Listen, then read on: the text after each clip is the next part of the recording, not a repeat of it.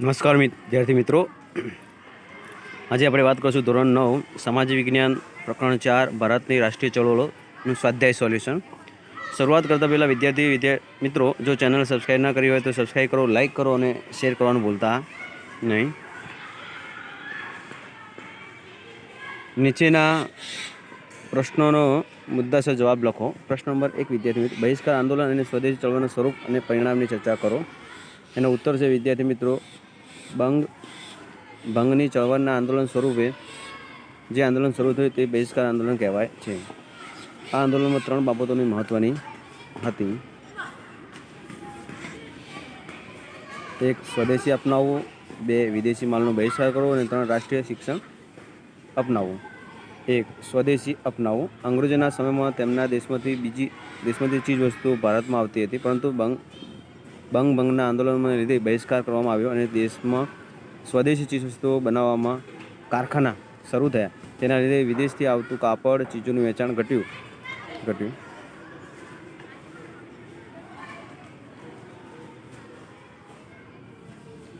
વિદેશી માલનો બહિષ્કાર કરવો.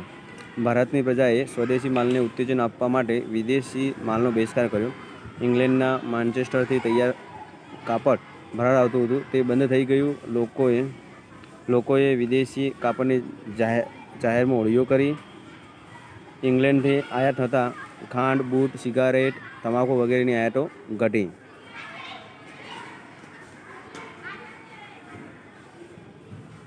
રાષ્ટ્રીય શિક્ષણ અપનાવવું. ભંગના આંદોલનને લીધે વિદ્યાર્થીઓએ શાળા કોલેજ છોડી, પરંતુ વિદ્યાર્થીઓનું શિક્ષણ ન બગડે તે માટે દેશમાં કેટલીક રાષ્ટ્રીય શિક્ષણ સંસ્થાઓ શરૂ કરવામાં આવી. આ સમય દરમિયાન રવિન્દ્રનાથ ટાગોરે કલકત્તામાં શાંતિનિકેતન નામની શિક્ષણ સંસ્થા શરૂ કરી. બંગાળમાં સમય દરમિયાન 300 જેટલી પ્રાથમિક શાળાઓ અને 25 જેટલી માધ્યમિક શાળાઓની શરૂઆત કરવામાં આવી.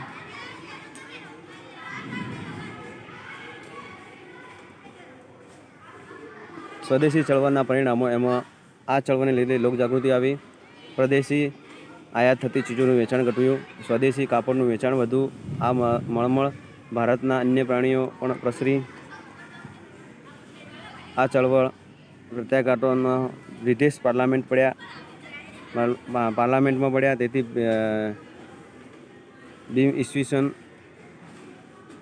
1911માં બંગાળના ભાગલાનો રદ કર્યા અને આ ચળવળમાં સ્વતંત્રતા ચળવળનો વેગ મેળવી. ઉગ્ર ક્રાંતિકારી ચળવળનો ઉદ્ભવ અને વિકાસ વર્ણવો. એનો ઉત્તર છે વિદ્યાર્થી મિત્રો, ઉગ્ર ક્રાંતિકારી ચળવળનો ઉદ્ભવી અને દેશ વિદેશમાં પ્રસરી તે ભૂમિકા, તેની પૂર્વ ભૂમિકા બંગાળના ભાગલા રદ કરવામાં આવેલા આંદોલન હતું. ઇન્ડિયન નેશનલ કોંગ્રેસનું સુરત અધિવેશનમાં 1907માં પડેલા જહાલ ઉગ્રવાદી અને મવાળ ઉગ્રવાદી જૂથ 2 ભાગલા પડ્યા. કોંગ્રેસની માત્ર ઠરાવ, વિનંતીઓ અને આજીજી કરવાની પદ્ધતિને પ્રબળ વિરોધ લાલા લજપતરાય, બાલ ગંગાધર તિલક અને બિપિનચંદ્ર પાલની ત્રિપુટીએ કર્યો. હિન્દ યુવા કાર્યકર્તાઓનું નવું ચૈતન્ય રેડ્યું. સ્વરાજ મારો જન્મસિદ્ધ અધિકાર છે, હું મેળવીને જંપીશ. તિલકનો આ નારો યુવાનીઓમાં રાષ્ટ્રવાદની ભાવનાનો મંત્ર પ્રબળ બની ગયો. ઉગ્ર ક્રાંતિકારી લડતના લડવૈયા માતૃભૂમિને સ્વતંત્રતા માટે હસ્તે મુખે બલિદાન આપવાનું તત્પર થયા. તેઓ આઝાદી માટે પ્રાણ પણ આપી શકતા અને બીજાનો પ્રાણ પણ લઈ શકતા હતા. ભારતમાં મહારાષ્ટ્ર, બંગાળ, પંજાબ, બિહાર, ઓડિશા, ગુજરાત, રાજસ્થાન, મદ્રાસ પ્રાંત, ઉત્તર પ્રદેશ અને મધ્યપ્રદેશમાં ક્રાંતિકારી પ્રવૃત્તિની પ્રસરી હતી. આ પ્રવૃત્તિમાં મિત્ર મેળા સોસાયટી, અભિનવ ભારત સમાજ, અનુશીલન સમિતિ,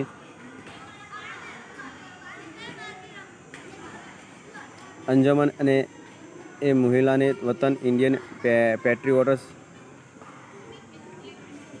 એસોસિએશન, ભારત માતા વગેરે સંસ્થાઓ ક્રાંતિકારી પ્રવૃત્તિ ભારે વેગ આવ્યો. આ ચળવળમાં સંધ્યા, યુગાંતર, નવશક્તિ, વંદે માતરમ, કેસરી, મરાઠા જેવા વર્તમાનપત્રો અને સામયિકો સતત બળ પૂરું પાડ્યું. અલીપુર હત્યાકાંડ, 34 જેટલા ક્રાંતિકારીઓ જે પર કેસ ચલાવાયો તથા ઢાકા હત્યાકાંડ અને ક્રાંતિકારી ધરપકડ કરાઈ. દિલ્હીમાં 13 નવેમ્બર 1990ના રોજ વાયરસ હાંડી પર બોમ્બ ફેંકી હત્યા કરવાનો પ્રયાસ થયો હતો. બીજા તબક્કામાં 1920-24 કાકોરી લૂંટ કેસ, લાહોર હત્યાકાંડ અને કેન્દ્રીય પારાસભા દિલ્હીમાં બોમ્બ નાખવાનો બનાવો બન્યા. પ્રશ્ન નંબર 3 વિદ્યાર્થી મિત્રો, અસહકાર આંદોલન કાર્યક્રમો બનાવો જણાવી તેની અસરો વર્ણવો.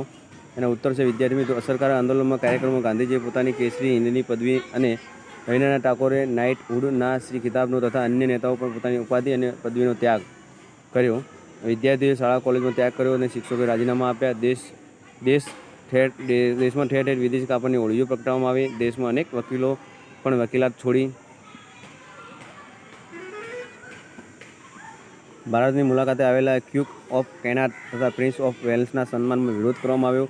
શિક્ષણના બહિષ્કાર કરવાને કારણે વિદ્યાર્થીઓ શિક્ષણ ન બગડે તે દેશમાં વિવિધ સ્થળોએ રાષ્ટ્રીય શાળા કોલેજોની સ્થાપના કરવામાં આવી, જેથી ગુજરાત વિદ્યાપીઠ, જામિયા મિલિયા વિદ્યાપીઠ અને કાશી વિદ્યાપીઠ વગેરે.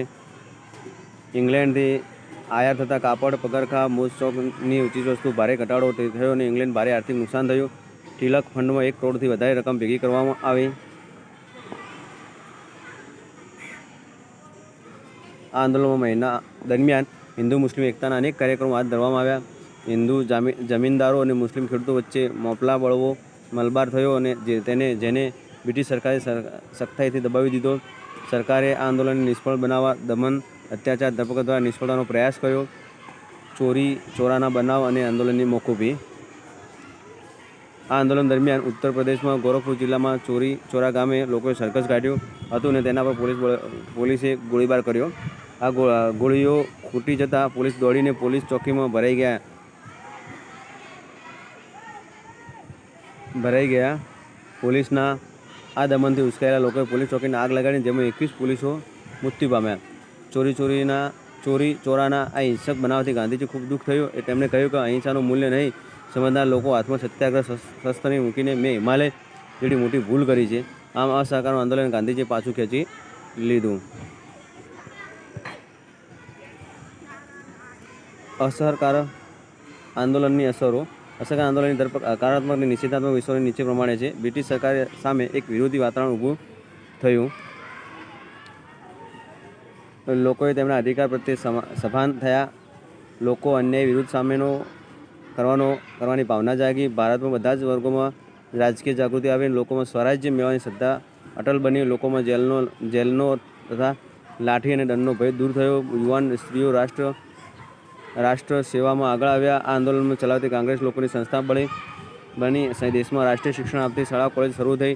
શાળાઓમાં અંગ્રેજીને સ્થાને હિન્દી ભાષાને મહત્ત્વ મળ્યું.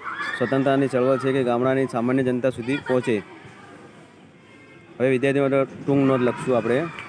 વિદેશમાં થયેલી ક્રાંતિકારી ચળવળો. એનો ઉત્તર છે વિદેશમાં થતી ક્રાંતિકારી પ્રવૃત્તિઓ દ્વારા ભારતની ક્રાંતિકારી પ્રવૃત્તિ વેગ મળતો હતો. 1. ઇંગ્લેન્ડથી છુપી રીતે રસોઈયા બિસ્તરામાં પિસ્તોલો અને શસ્ત્રો એટલે કે ભારતમાં મોકલતા. ક્રાંતિકારીઓને ટીકા કરનાર અંગ્રેજ વિલિયમ વાયલેની મદનલાલ ધીંગરાએ હત્યા કરી. 1907માં અમેરિકાના કેલિફોર્નિયમ ઇન્ડિયન ઇન્ડિપેન્ડન્ટ લીગ નામની સંસ્થા સ્થપાઈ, જેનું પાછળથી લાલા હળદરાય ગદર પાર્ટી નામ અપાયું. 4 ભાષાઓ ગદર સાપ્તાહિક શરૂ કરવામાં આવ્યું. આ પ્રવૃત્તિમાં તારકનાથ દાસ અને કરણસિંહ પણ જોડાયા. જર્મનીમાં ચંપક રમણ પિલ્લાઈ હિન્દુ રાષ્ટ્રીય સ્વયંસેવક દળની રચના કરી. ઈરાકને વડુ મથક બનાવી ત્યાંથી ભારતમાં રહેતા અંગ્રેજો પર આક્રમણ કરવાની યોજના ઘડવામાં આવી. ઈસવીસન 1907માં જર્મનીના સ્ટુઅર્ટગાર્ડ શહેરમાં યોજાયેલા આંતરરાષ્ટ્રીય સમાજવાદી પણ સૌપ્રથમ મેડમ કામાએ તૈયાર કરેલા રાષ્ટ્રધ્વજ ફરકાવ્યો. અફઘાનિસ્તાનમાં રાજા મહેન્દ્ર પ્રતાપના રાષ્ટ્રીય પ્રમુખ પદે કાયમ ચલાઉ સ્વતંત્ર સરકારની રચના કરવામાં આવી, જેમાં બરકતુલ્લા, આદિલ, મૌલાના બશીર, શમશેરસિંહ, ડૉક્ટર મથુરસિંહ વગેરે હતા. આ સરકારે રશિયા, ઈરાન, તુર્કી વગેરેમાંથી મદદ મેળવવાનો પ્રયાસ કર્યો. આ ક્રાંતિકારીઓ તુર્કીના વડા અનવર પાશા ગવર્નર પણ મળ્યા હતા, જેમાં રેશમી રૂમાલ પણ લખેલું. ગાલી બનાવવાનું ષડયંત્ર. તમામ મુસ્લિમો એકત્ર થઈ ખ્રિસ્તીઓ સામે જંગ માંડ્યો અને પકડાઈ ગયું. રાજા મહેન્દ્ર પ્રતાપે પોતાની સહીવાળી સોનાની પટ્ટી રશિયાના ઝારને મોકલાવી.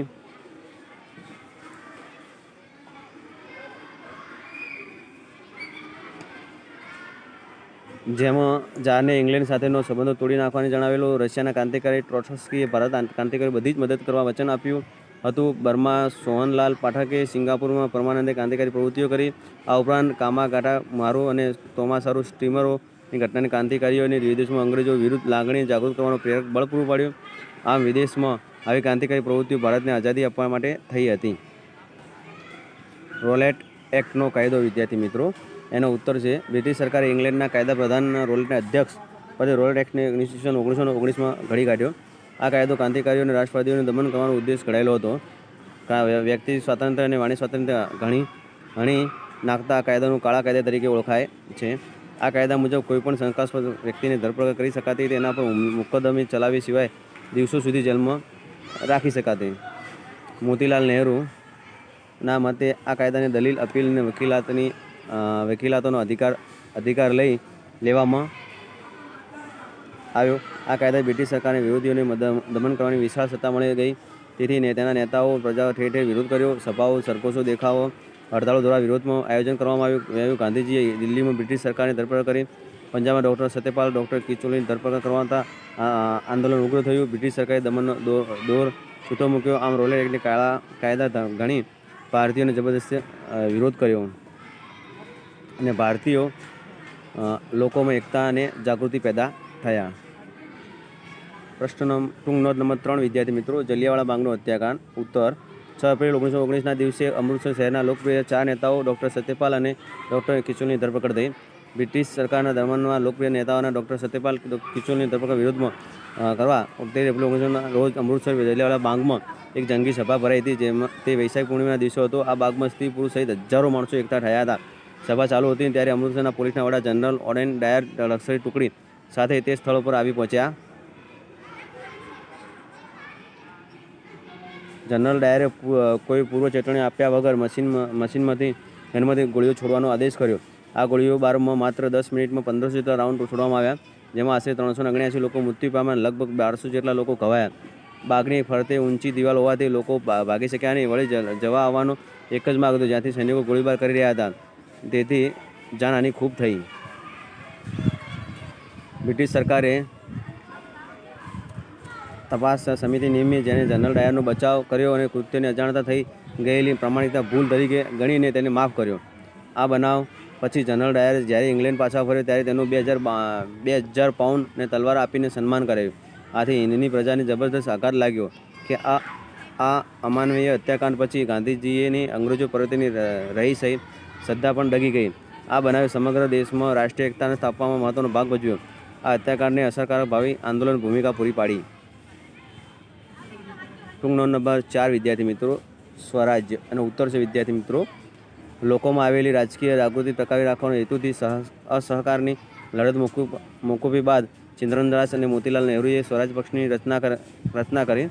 તેમના હેતુ ધારાસભામાં પ્રવેશી સરકારની અયોગ્ય નીતિઓનો વિરોધ કરવાનો હતો.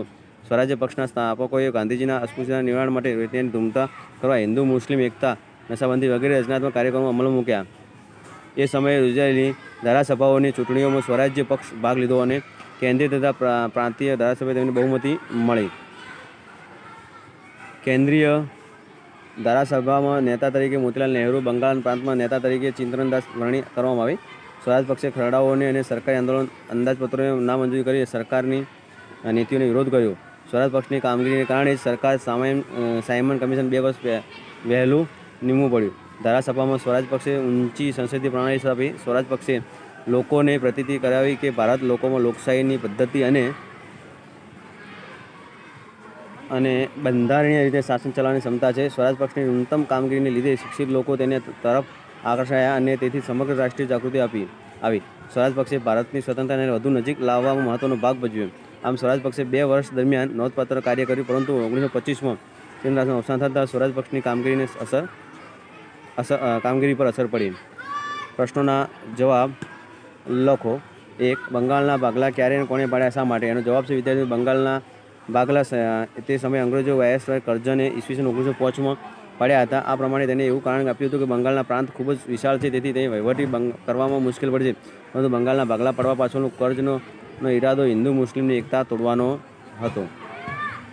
પ્રશ્ન નંબર 2 વિદ્યાર્થી મિત્રો, ગુજરાતમાં થયેલી ઉગ્રવાદી ચળવળો જણાવો. થયેલી ઉગ્ર ક્રાંતિકારી ચળવળ જણાવો. એનો ઉત્તર છે વિદ્યાર્થીઓ, ઈસવીસન 1902માં બંગાળથી બારિન્દ્ર કુમાર ઘોષ ગુજરાત આવ્યા હતા. તેમણે ક્રાંતિકારી ચળવળને વેગ આપ્યો અને અરવિંદ ઘોષે તે સમયે ગુજરાતમાં હતા.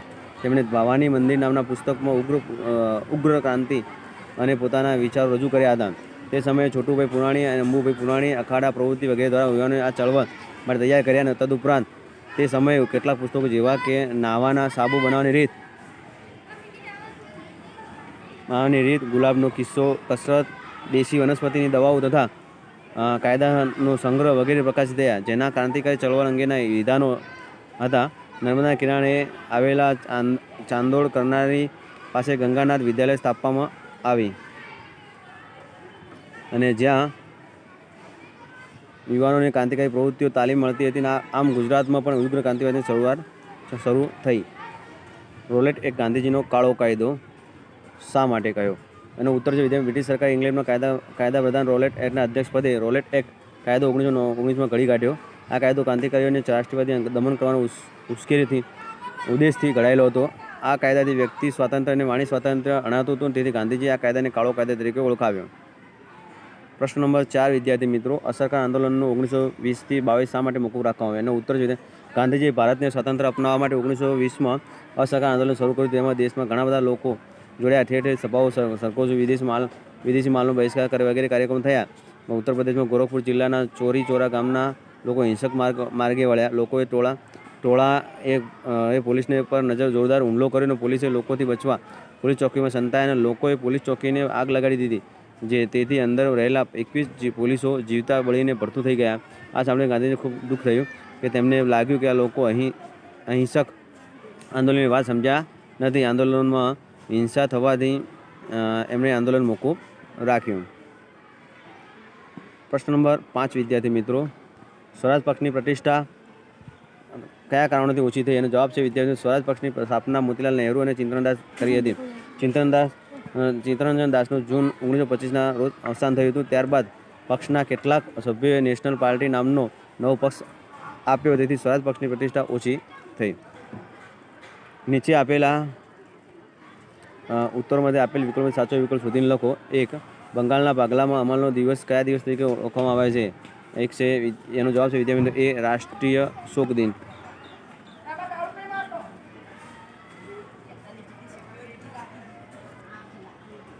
કયા સુધારાએ મુસ્લિમને કોમી મતદારનો મંડળ બનાવ્યો? એનો જવાબ છે વિદ્યાર્થી મિત્રો બી માર્લ મિન્ટોએ. પ્રશ્ન નંબર 3, ગુજરાતમાં સશસ્ત્ર ક્રાંતિની સૌપ્રથમ ભૂમિકા કોણે તૈયાર કરી? તેનો જવાબ છે વિદ્યાર્થી મિત્રો એ અરવિંદ ઘોષે. પ્રશ્ન નંબર 4 વિદ્યાર્થી મિત્રો, પરદેશી ભૂમિ પર હિંદનો સૂચિત રાષ્ટ્રધ્વજ તૈયાર કોણે ફરકાવ્યો? તેનો જવાબ છે વિદ્યાર્થી મિત્રો સી મેડમ ભીખાઈજી કામા. જો વિદ્યાર્થી મિત્રો ચેનલ સબસ્ક્રાઈબ ન કરી હોય સબસ્ક્રાઈબ કરો, લાઈક કરો અને શેર કરવાનું ભૂલતા નહીં.